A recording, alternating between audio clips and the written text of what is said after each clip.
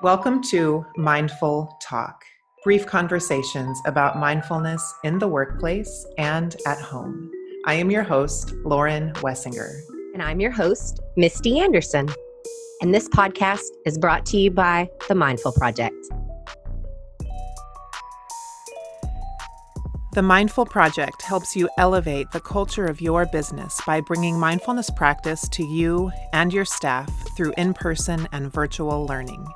Contact us through our website, themindfulproject.co, for more information. Hi, Mindful Talk listeners. Misti and I are with you today to chat about mindful pet ownership. Hi, Misti. Hi, I'm so happy. Guess who has a new puppy? Oh my gosh. I know. And we had planned this episode prior to me getting another dog. And Yes, we what's did. crazy is the journey from Sequoia and her passing to where we are today with the new puppy, Kendall. It's crazy because I am like in it about being a mindful pet owner.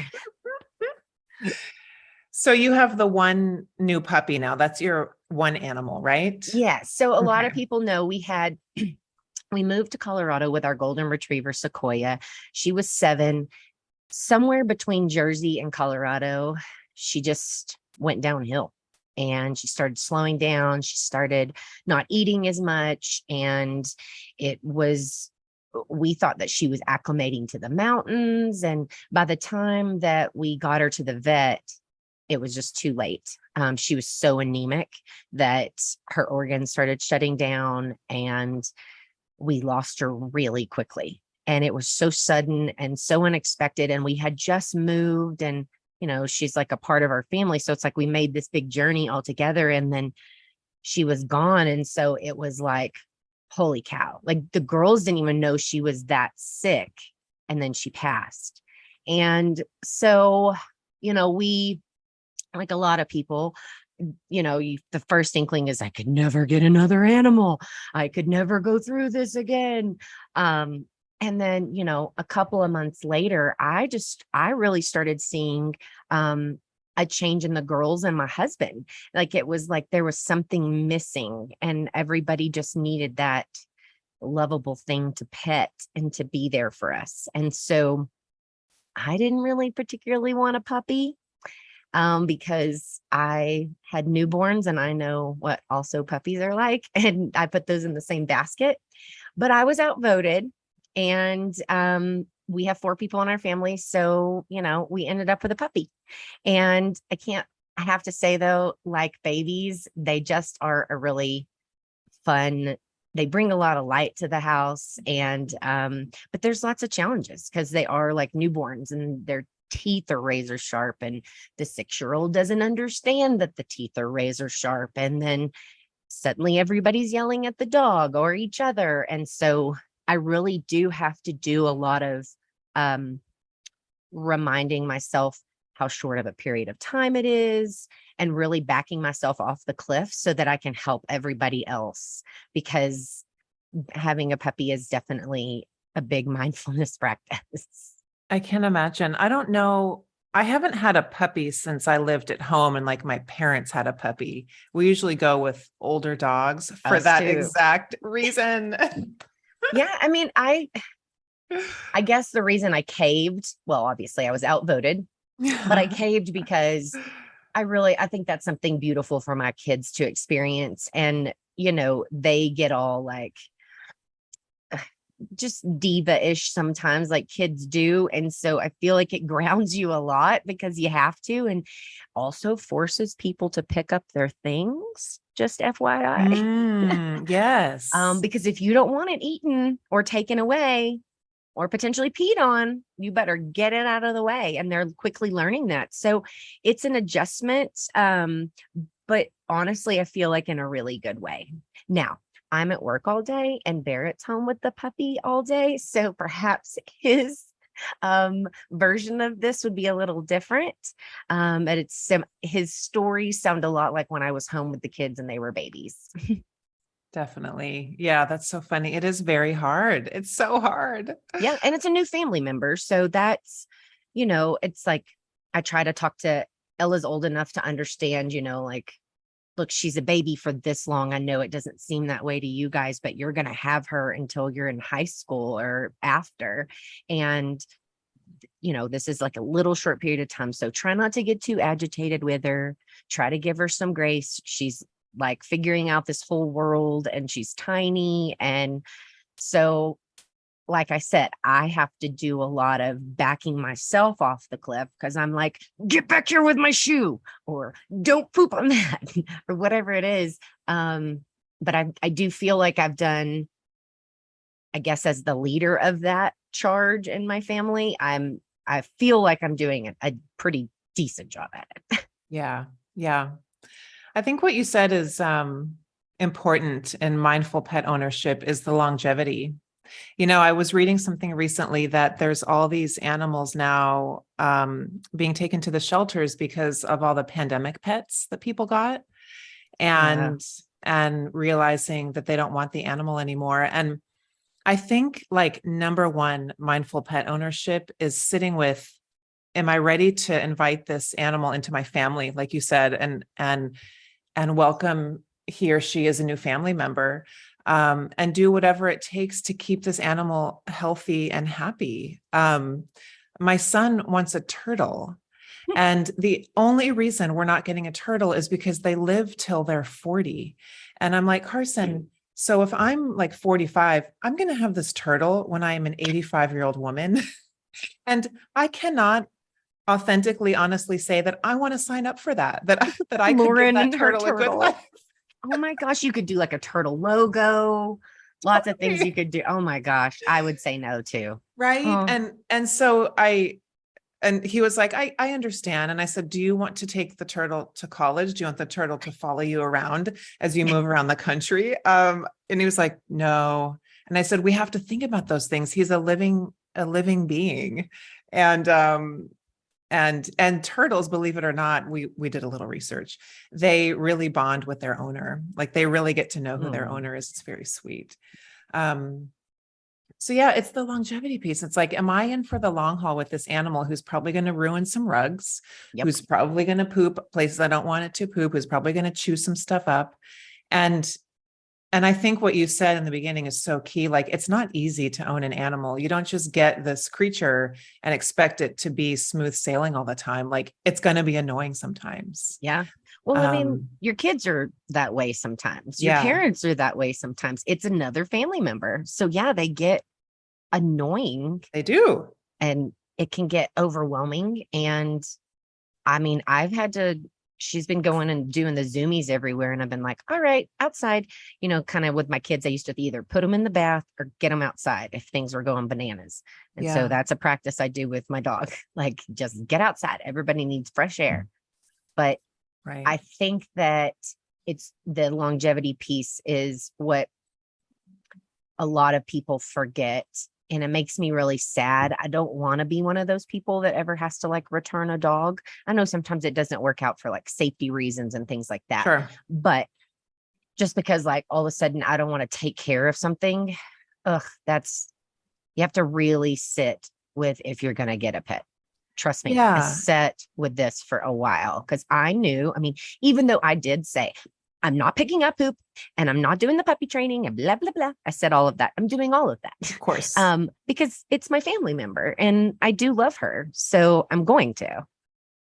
I will say, I think what you said is important too. Like, sometimes the animal doesn't fit in your family. And, there could be a million reasons. The animal could be biting little kids or, there's all these reasons. I remember so when my husband and I first moved in together, we must have been like 24 years old. We got a cat and we were gone all day working, and we thought, oh, cat needs a friend. So we got cat a friend. Friend did not like living in an apartment. They did not get along well. We would come home from work, and the original cat was Shanti, and then the new cat was Shalom, our little Jubu family. We thought it was very cute. And so Shalom was anything but Shalom and peaceful. We would come home and she would be like attached to the screen as high up on the window or the door as you could get. She was crazy. And so she started peeing and pooping on my pillow only. And we Oh my realized, okay, yeah, gosh. this cat has an issue being in an apartment and it doesn't really like me very much. And there was a point where like there was pee and poop laundry going, and then she peed and pooped again, and we couldn't wash it because there was already pee and poop laundry being washed. And I was like, okay.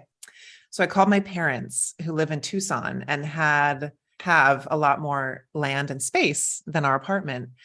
And I rehomed her to them. And she was the best cat they ever had. They always had cats and dogs. They were big animal people. She was like a human element of their little family back then. She would sleep in these massive eucalyptus trees like a jaguar. She would come in and bring all these creatures she had killed. She was like a little huntress and she needed to be outside. And Oh, they loved her so much. And it just wasn't the right fit. And so as yeah. a trying to be a responsible pet owner, I was like, well, she's not going back to the shelter. I'm not doing that. I was in tears, I remember. So I found her a better home and it worked Oh, out. that's so good. That's what I would do if so the other day, so Kendall's teeth are like, I mean, just razor sharp. And she doesn't mean to jump and do those things, but she does. And she really comes at Valerie, but also Valerie like is the lowest to the ground and she kind of is always moving her arms back and forth and inviting it in. She doesn't know that she's inviting it in. So anyway, like I said, Barrett's been around it a little bit more because I've been at the library. And I came home one day and she had just lunged at her and kind of nicked her cheek. Well, we all have like for real PTSD around she was bitten by a dog when she was like 18 months. And then the dog bite was awful in itself, but then it got infected and it got really, really giant. She ended up in the hospital and I had to squeeze it for 6 weeks, twice a day. And anyways, it was very awful. And so I came in after she had Kendall had launched at Val's face and Barrett was like, if this keeps up, I'm not asking anybody. She's going to find a new home. And I was like, whoa, whoa, whoa, whoa. Because he's obviously in the middle of the whole shenanigans. I was like, honey, she didn't mean to do that. She's excited. She's little. He's like, I know, but it's always at Valerie. And I'm like, I know. Valerie's the lowest to the ground and she invites it in more. And then he takes a breath and he's like, I know. And, I'm glad that I can be a partner that can support, and you can bounce it off. Because if you have a partnership, one of you needs to be level when the other person's like about to return them, and he's not that kind of pet owner. He wouldn't want to do that. But in the heat of the moment, he was worried about Valerie. The whole jumping at your face was like reminiscent of it happening with the bite. So I understood it, but I also was like, these things are going to happen. Ella hits Valerie. Valerie chases the dog bites Valerie. They're all sisters. Totally. I think that's good advice. Like, it's like any relationship, except that it's an animal. Like if you and Barrett got in a really bad fight, he's not going to be like, I'm returning you. I'm sending you back. Or you know what I Right? mean? So, but I think that's good advice if you do have something happen with your animal that kind of puts you at your wit's end to like give it 24 hours before you decide anything, because it is a relationship and you have to let the dust settle so you can think clearly about, okay, what do we do about this? And of Yeah. course that's up to you as the pet owner, but like trying not to make decisions based off emotion in the moment, when the situation applies. Of course, this is not your puppy, but if it's a grown dog and he's violent, yes, that is an emotional situation that needs to be Right. dealt with. Right. Yes. But in the realm of like normal things that happen, just sitting with the decision, I think is Yes. being mindful about it. I agree. When I started thinking about this topic, I was also thinking about um some friends I have that they take it really personally when people aren't animal people. And I'm sure you know what I mean by that. So like Mhm. I have an animal, they're my world. I love them. Like I'm the same. I treat them as my family member, but I know there are a lot of people that aren't like that. And so I try to be mindful in the way of just being respectful to the community as I would with my kids. Like I don't like my kids traditionally, act like barbarians and run over and jump on people and do whatever. I try to do the same thing with my animals. And I find there's some people that get really like offended and out of sorts if someone's not an animal person. And I had to tell a friend of mine one time, I said, you have got to let that shrug off your shoulders. They're obviously not your people. You're not going to go like hang out or marry them. So just let it go. And she's like, but I just don't understand how some people can't just love animals the way I do. And I'm like, some people don't even love people the way you love people. We're all different. And the important thing, and I'm like, this, and that's what I told her. I was like, this is part of your mindfulness practice. You need to like look at it from their lens. They don't have the pet in their life. Perhaps they have a reason that they can't. Maybe they got bit when they were little. I'm like, people carry trauma and as someone who their child's been bit, I carry trauma from that. When she approaches animals, I get nervous. So I say all that to say, like, if you're here and you're listening, you're obviously a pet lover. I'm thinking yes, because you clicked on it and it's about being a good pet owner. Just be aware that not everybody is going to like animals. And that doesn't mean that they're necessarily like against the animals. Perhaps it's something else that they're carrying around. It's true. Not everybody is into domesticated pets. And, when I really realized this, because we've always had animals, it's just like a normal part of our life. We had a business, a yoga studio, and we had this studio dog. And I was like, all right, that's cool. The dog is cute, whatever. But I can't tell you how many complaints we got about the studio dog because it would jump on people. It would run in the studio and get on people's yoga mats. And a lot of people were like, I don't want this dog on my yoga mat. Like I'm just coming in to take yoga. And I realized they weren't complaining to be nags. They really didn't like it, And so in a place of business, sometimes it's the culture, like to bring your dog to work in an office environment. But I feel like in a service related industry, to have animals there when clients aren't expecting it, it was something new for me. Like I definitely learned like, right, I can see how this kind of is inappropriate in this type of business, Yeah. It's a really, it's funny how we think about every other aspect about what we do out in the community. We think about how we drive, how our kids act, how we act. We don't cut people off in the line most of the time at the grocery store, things like that. But then sometimes with our animals, we're like, oh, well, they can be free because they're animals. But actually, they're domesticated pets. So, we run into that a lot here in Silverton because we call it jokingly the Silverton dog park because there's more dogs than there are people, and they don't have rules. Like when I die, I want to come back as a dog and I want to be in Silverton because they have the best life. They roam like they're free, and then they all just come back to their houses or somebody else's house and like eat and stuff. It's wonderful. That's so But sweet. it's difficult because those same animals I've had 3 dogs this week walk in my front door. Oh, Not my dogs, just dogs. And they're all neighborhood dogs that I know. And I'm like, Boots, get out of here. But that's part of me living here is while sometimes it drives me nuts, I then mindfully tell myself, that's kind of what I signed up for. And I really love it. So it's an adjustment because I lived in New Jersey before this, where dogs didn't just randomly, lived in a city where they didn't randomly walk in your door. But I really like it, as long as the dogs don't do anything in my house. But it's it's a very mindful practice for me because my brain goes to completely freak out the random dog in my house or all these dogs in my yard or someone else's dogs is pooping in my yard. And then I'm like, Misty, this is what you signed up for. And it's actually really okay. They're pets, they're living their best life. You know who they belong to. All the kids love them. They're good animals. So it's like, okay. So it's kind of like I have 10 dogs, really. So funny. Which is crazy.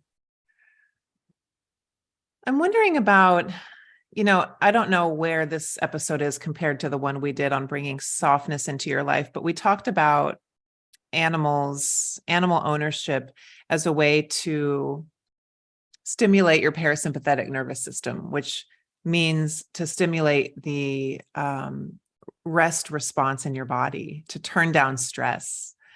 And I wonder if there's a practice as far as mindful pet ownership. Maybe it's even spending a few minutes a day with your pet, but not scrolling your phone, not watching Yeah. TV, but just spending like a few minutes. It's called attuning to them, where you're just with them and you're together. And it could be 5 minutes, but I have noticed when I observe or I kind of attune to my pets, my whole body settles down no matter what. I mean, no matter what. It's wild. It's a lot cheaper than a newborn, and it gives you the same feels. Um, she loves her belly rubbed, and it brings her so much joy, and I can see the joy. And so I love rubbing her belly. And so once a day I do that. I kind of just like, will sit with her and just rub her belly and play with her a little bit and rub her belly. And it's maybe 5 minutes, but she every single time comes to me, she rolls over on her belly, and it's like our thing. And she knows that like it brings me a lot of joy too, which is crazy. She's also really soft. And Barrett used to always talk about how calming it was to like pet Sequoia. I never pet Sequoia a lot because she sheds so much that if you like pet her, it will like all go flying. Kendall's like a brindle, and she's just really soft. And I find that like when I'm reading now, if she nestles up right next to me and I pet her while I'm reading, like it is so calming. And I've had lots of animals, but I've never had an animal that just was like a super good snuggler and would just sit there and let me pet. And she's definitely like that. And I totally agree. But don't just go run and get a puppy. First, do the sitting, sit with the decision, right? And make sure it's something you're willing to do. I mean, they go to the bathroom in the middle of the night, just like newborns. And if it's not in a crate, it's in your pillow. They eat grass and throw up nonstop because they don't know any better. Like they're just hilarious, but they do bring a lot of joy. And if you can't get a puppy, get like a 4 or 5-year-old, those are like chilled out. And I think it's a great practice to bring your spirits up and help like fight and like depression and PTSD. I mean, there's lots of studies for it, but you got to be mindful about being the pet owner, just like what we talked about. There's a lot of responsibility that comes with it. And it's not just I got a cute dog. Yeah, therapy dogs are real. I mean, they're in hospitals and work with veterans for a reason. I even see myself being older, like when the kids are gone and doing like the dog hospice where you just take care of a dog who doesn't have a home for his last year. I would totally just give it McDonald's and lots of love and then you're with it. I know. Isn't that so sweet? Oh my God. Think about if you could work at the NICU and rock tiny babies and then also house elderly dogs. I know. So much joy. We're either crazy or getting old. I'm not sure which one. I think I have figured out our retirement plan. Yeah. I love it. Well, I really enjoyed talking about this. I've been, obviously, because I'm in the throe of it, I have been thinking a lot about like, because, you go back and forth on like, did I make the right decision? Did I not? And I'm in that early stages, but I know I did. And it's just another place where I notice my mindfulness practice helping me be better as a pet owner. So I'm happy to share. We appreciate everybody, and we will see you guys next week. Thanks.